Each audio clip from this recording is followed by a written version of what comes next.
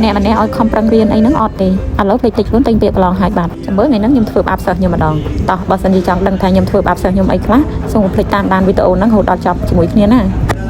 ចាជាធម្មតាឲ្យតែរៀងរាល់ចុងសប្តាហ៍ខាងសាលាតែងតែរៀបចំការប្រឡងសាកតេស្តសមត្ថភាពភាសាកូរ៉េជូនទៅដល់សិស្សគ្រប់គ្នាហើយការប្រឡងនេះផងដែរគឺដើម្បីដឹងពីសមត្ថភាពរបស់សិស្សមួយវិញទៀតគឺចង់ឲ្យសិស្សហ្នឹងដឹងអំពីរបៀបប្រឡងនៅពេលដែលគាត់ទៅប្រឡងធំនៅខាងក្រសួងការងារគឺគាត់ដឹងអំពីរបៀបប្រឡងឲ្យស្រាប់បន្ទាប់ពីប្រឡងឲ្យអស់ខ្ញុំឲ្យពួកគាត់វឹកហាត់អំពីកាយសម្បទាវិញម្ដងសិស្សដែលបានមករៀននៅសាលាភាសាកូរ៉េហាណា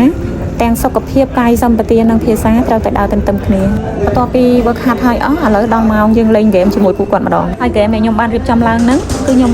ទៅសេជាกระดาษឲ្យពួកគាត់ហ្នឹងចាប់ឆ្នោតនៅក្នុងនោះគឺខ្ញុំបានរៀបចំវិញ្ញាសា3សម្រាប់ពួកគាត់ទី1 5ពាក្យទី2 10ពាក្យមួយទៀតនោះសំណួរផ្ទាល់មាត់អញ្ចឹង5ពាក្យហ្នឹងគឺខ្ញុំឲ្យពួកគាត់សរសេរជាភាសាកូរ៉េខ្វាន់កេអ៊ីនម៉ាល់ដែលយើងដាក់ប្រធានបទឲ្យគាត់ឧទាហរណ៍ថាខ្ញុំចង់ឲ្យពួកគាត់សរសេរ5ពាក្យដែលតាក់ទងនឹងគ្រឿងសង្ហារឹមអញ្ចឹងគាត់ត្រូវតែសរសេរជាភាសាកូរ៉េហើយបកជាខ្មែរហើយ10ពាក្យវិញគឺយើង free ឲ្យពួកគាត់មានន័យថាគាត់សរសេរពីអីក៏បានដែរឲ្យតែគាត់អាចសរសេរបកជាខ្មែរបាន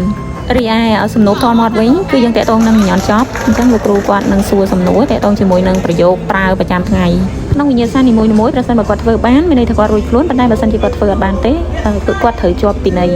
អញ្ចឹងយើងចាំពិន័យសរុបរួមគ្នាបន្ទាប់ពីពួកគាត់ឆ្លងកាត់វិញ្ញាសាហើយគ្រប់គ្នាហើយអញ្ចឹងយើងមកមើលអ្នកដែលត្រូវជាប់ពិន័យវិញដងអញ្ចឹងអ្នកដែលឡើងមកទាំងអស់នេះហើយដែលពួកគាត់ជាប់ពិន័យទាំងអស់គ្នាអញ្ចឹងណាហើយការពិន័យហ្នឹងអត់មានអីច្រើនទេទី1គាត់អាចបញ្ចេញសមត្ថភាពបានដោយតាមរយៈការច្រៀងហើយអ្នកដែលអត់ចេះច្រៀងគឺគាត់អាចធ្វើកាយវិការអញ្ចឹងសរុបទៅតារាចម្រៀងរបស់យើងគឺមាន3នាក់ហើយអ្នកសម្ដែង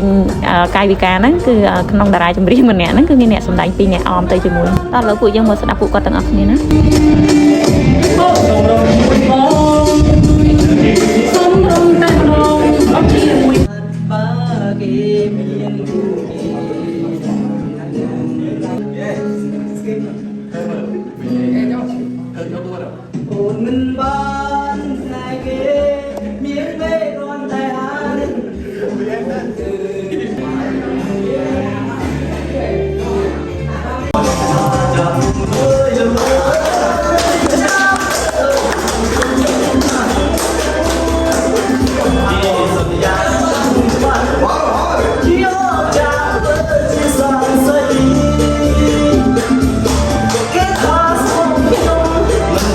បន្ទាប់ពីទាំងអស់គ្នាគាត់បាន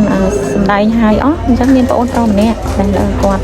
ច្រៀងបានពីរោះខ្លាំងហើយអញ្ចឹងទៅអ្នកទាំងអស់គ្នាក៏សនំពរឲ្យគាត់ឡើងទៅបកស្រាយចម្រៀងបន្ថែមទៀតអញ្ចឹងណាអញ្ចឹងយើងមក